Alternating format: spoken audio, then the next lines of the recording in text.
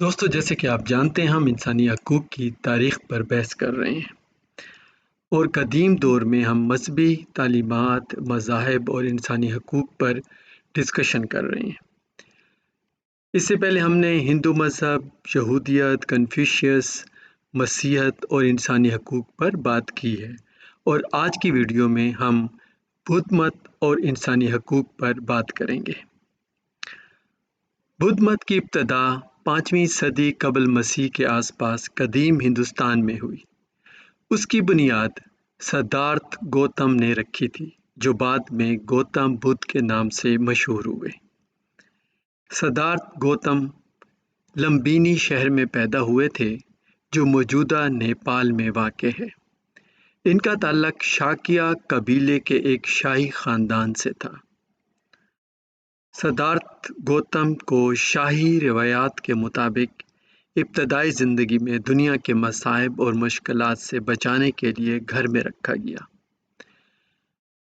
وہ گھر میں رہے اور وہیں ان کی شادی ہوئی، اور جو بھی اس وقت کے حساب سے یا جو شاہی خاندان کے آسائش تھی، آرام تھی، اس کو ملی۔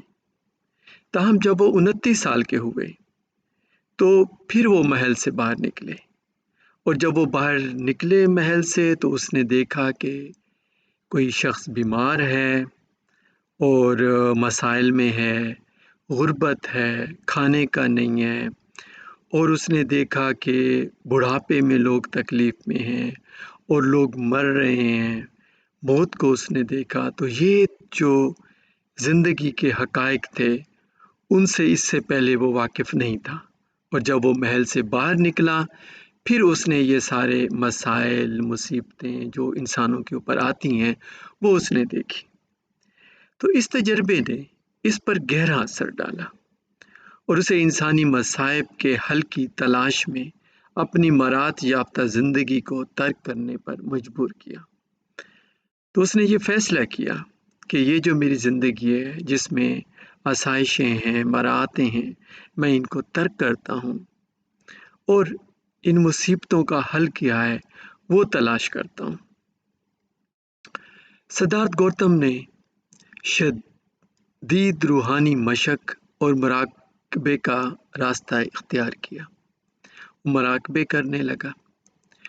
برسوں تک سچ کی تلاش کے بعد آخرکار اسے 35 سال کی عمر میں بھارت کے علاقے بودھ گیا میں ایک بودھی درخت کے نیچے مراقبہ کرتے ہوئے روشنی حاصل ہوئی۔ یہاں سے اسے نبوت ملی، یا اسے جو علم حاصل کرنا تھا یا انلائٹمنٹ تھی وہ اسے حاصل ہو گئی۔ اس اہم واقعے نے اس کی بیداری کی نشاندہی کی اور اسے 4 عظیم سچائیوں کے ادراک کا باعث بنی، جو بدھ مت کی تعلیمات کی بنیاد بنی۔ 4 نوبل ٹروتھ یہ پھر گوتم بدھ کو ملی، اور اس کی ساری تعلیمات جو تھیں وہ ان 4 سچائیوں کے ارد گرد گھوم رہی تھیں یا ارد گرد ہی تھیں ساری۔ یہ 4 سچائیوں میں پہلی سچائی ہے دکھ یا مصیبت، جو اس نے یہ کہا کہ جو انسان کا وجود ہے تو اس کی خصوصیت یہی ہے کہ اس میں مصائب ہیں، پریشانیاں ہیں، عدم اطمینان ہے، اور یہ نامکمل ہے، یہ مکمل نہیں ہے۔ جو اس کی دوسری ٹروتھ تھا وہ تھا سمودیا، جس کے معنی تھی دکھ کی اصل۔ تو اس کی ریزن کیا ہے، اس مصیبتوں کی، اس مسائل کی آخر جڑ کیا ہے؟ گوتم بدھ نے بتایا کہ اس کی جو وجہ ہے وہ ڈیزائر ہے، وہ تڑپ ہے، وہ لگاؤ ہے جو انسان کو ہوتا ہے کہ میں یہ چیز حاصل کر لوں، فلاں چیز حاصل کر لوں۔ تو اس نے 3 چیزیں بتائیں۔ پہلی چیز ہے گریڈ، تو اسے گریڈ ہوتا ہے کہ مجھے فلاں آسائش مل جائے، مجھے پیسہ مل جائے اور آسائشیں مل جائیں۔ دوسری چیز ہے اگنورینس، اور یہ اس کی اگنورینس ہوتی ہے، وہ سمجھتا ہے کہ مجھے کوئی چیز جب مل جائے گی، میں چاہتا ہوں ایک بڑا گھر مل جائے، تو جب مل جائے گا تو مجھے سکون مل جائے گا، حالانکہ یہ اس کی اگنورینس ہوتا ہے۔ جب اسے مل جاتا ہے تو ایک اور چیز کی گریڈ اس کو اس کے اندر تڑپ ہوتی ہے اور وہ اس کے لیے پھر اپنے آپ کو تکلیف میں ڈالتا ہے۔ تیسری چیز اس نے بتائی ہیٹرڈ ہے، جیلیسی ہے۔ انسان جلتا ہے، جیلس کرتا ہے جب وہ دیکھتا ہے کہ کسی کے پاس کوئی اور چیز ہے تو کہتے ہیں میرے پاس بھی ہونی چاہیے۔ اس کے پاس کوئی اس وقت تو ظاہر ہے گاڑیاں نہیں تھیں، جو بھی اس وقت کے حساب سے آسائشی چیزیں تھیں، تو وہ جو چیزیں تھیں تو دوسرا بندہ بھی چاہتا ہے کہ میرے پاس بھی یہ ہو۔ تو یہ جو 3 ڈیزائر ہیں، 3 چیزیں ہیں، اس کی وجہ سے اس کی مصائب میں، مصیبتوں میں، دکھ میں، بے اطمینانی میں اضافہ ہوتا ہے۔ لیکن ساتھ اس نے یہ بھی بتایا کہ ڈیزائر اچھی بھی ہو سکتی ہے، جس کو اس نے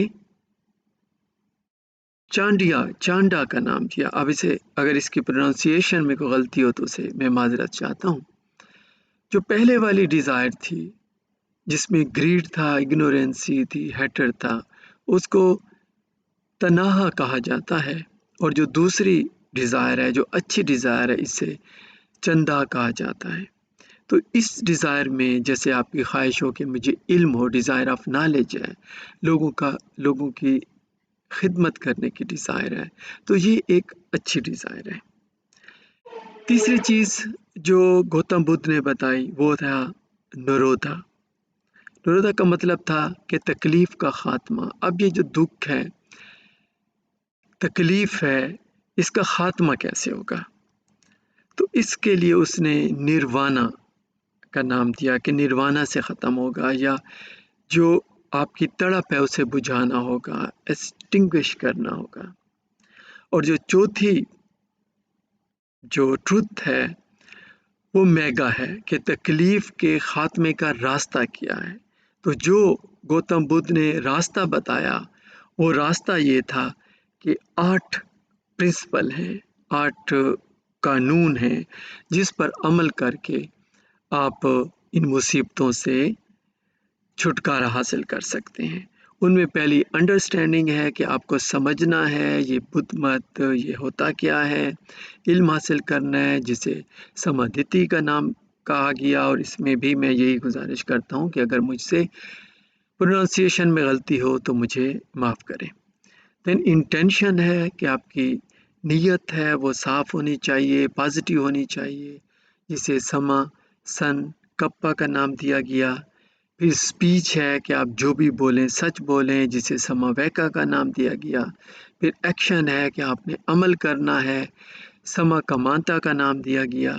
پھر لائیولیہوڈ ہے کہ آپ نے انسانوں سے محبت کرنی ہے، جانوروں سے محبت کرنی ہے، جانوروں کو نقصان نہیں دینا، قتل نہیں کرنا، اسے سما اجیوا کا نام دیا گیا۔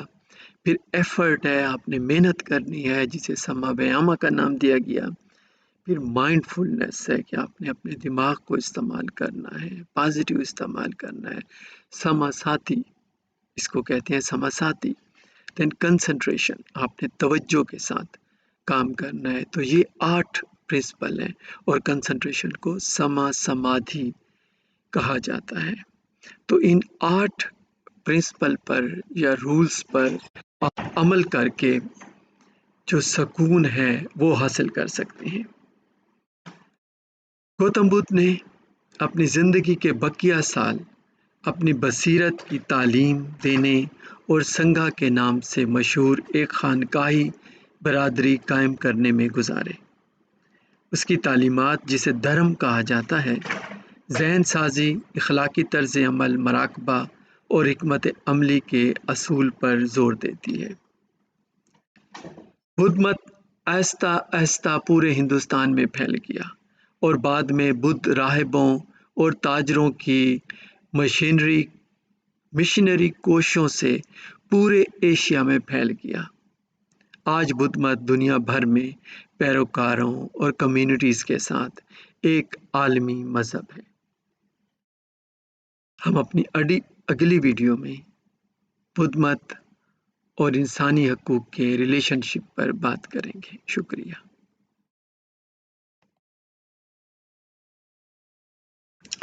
دوستو، انسانی حقوق کی تاریخ پر ہماری بات چیت جاری ہے، اور پچھلی ویڈیو میں ہم نے بدھ مت اور انسانی حقوق پر بات کی تھی، جس میں بدھ مت کا جو تعارف ہے وہ پیش کیا تھا۔ آج کی ویڈیو میں ہم بدھ مت اور انسانی حقوق کا جو ریلیشن شپ ہے اس پر بات کریں گے۔ بدھ مت تمام مخلوقات کے ساتھ شفقت اور ہمدردی کا درس دیتا ہے۔ اس میں ہر فرد کے پیدائشی وقار اور قدر کو تسلیم کرنا شامل ہے، جو انسانی حقوق کا بنیادی اصول ہے۔ اس کے ساتھ ساتھ بدھ مت میں مساوات اور غیر امتیازی سلوک کی بھی بات ہے۔ بدھ مت سکھاتا ہے کہ تمام مخلوقات قطع نظر ان کے سماجی حیثیت اور جنس کے روشنی حاصل کرنے کی صلاحیت رکھتے ہیں۔ اس سے روشنی سے مراد وہ انلائٹمنٹ ہے، وہ علم ہے جو کہ خود گوتم بدھ نے حاصل کیا تھا۔ تو آپ اپنی جو بھی انسان ہے، چاہے اس کی جو بھی جنس ہے یا چاہے وہ اس کی کوئی سماجی حیثیت ہے، غریب ہے امیر ہے، تو وہ اپنی محنت سے، لگاؤ سے، اچھے کاموں سے یہ روشنی حاصل کر سکتا ہے۔ مساوات پر یہ زور اور امتیازی سلوک کو مسترد کرنا انسانی حقوق کے اصولوں سے ہم آہنگ ہے۔ صحیح معاش۔ بدھ مت میں صحیح معاش پر بھی بہت تاکید کی گئی ہے، بشمول صحیح معاش کا تصور۔ اس کا مطلب یہ ہے کہ ایسے پیشوں اور معاشی سرگرمیوں میں مشغول ہونا جو دوسروں کو نقصان نہ پہنچائیں اور اخلاقی اصولوں کے مطابق ہوں، وہ صحیح معاش ہوتا ہے۔ یہ منصفانہ کام کے حالات کے انسانی حقوق کے اصول کے مطابق ہے۔ انسانی حقوق کا عالمی اعلامیہ کا آرٹیکل 23 ہمیں یہ بتاتا ہے کہ ہر شخص کو کام کاج، روزگار کے آزادانہ انتخاب، کام کاج کی مناسب و معقول شرائط اور بے روزگاری کے خلاف تحفظ کا حق ہے۔ نقصان سے آزادی۔ بدھ مت عدم تشدد اور کسی جاندار کو نقصان پہنچانے سے اجتناب کو فروغ دیتا ہے۔ یہ اصول تشدد، ظالمانہ سلوک اور زندگی کی من مانی محرومی سے آزادی کے انسانی حقوق کے اصول کے مطابق ہے۔ انسانی حقوق کا عالمی اعلامیہ کا آرٹیکل 5 بھی ہمیں یہی بات بتاتا ہے کہ کسی شخص کو جسمانی اذیت یا ظالمانہ انسانی سوچ یا ذلیل سلوک یا سزا نہیں دی جائے گی۔ اظہار رائے کی آزادی۔